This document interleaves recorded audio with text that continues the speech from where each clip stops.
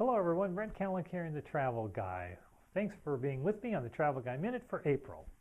Hey, I found an article in AAA about 11 trips to stir your soul. So I put a few of them in this newsletter. We'll finish up next month. And so I hope you'll find them interesting, different destinations to stir your travel soul. So take a look at those here in the newsletter.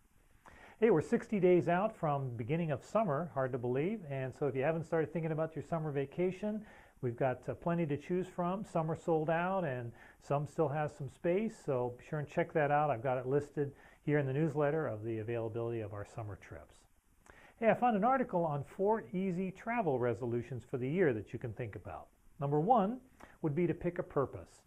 Decide whether you want to go to the beaches, do you want to go to the mountains, do you want to go to Canada, do you want to visit some relatives down south.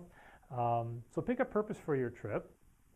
Number 2 would be pick a month and block out enough time so that you can plan for your trip. You have to maybe schedule vacation at work, or just give yourself enough time so that you can anticipate and plan and have a purpose for that trip.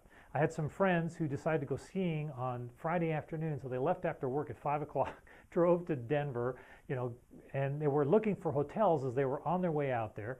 And so it was sort of fun to just kind of spur the moment, but then it was so jumbled up with amount of getting out there and finding a place, and they had a little bit of trouble trying to find some place that had some space, but they finally did, and they came home and they were kind of exhausted. So give yourself enough time to plan for your trip. Those spur of the moment things are okay, but it's more fun to anticipate that trip and plan for it.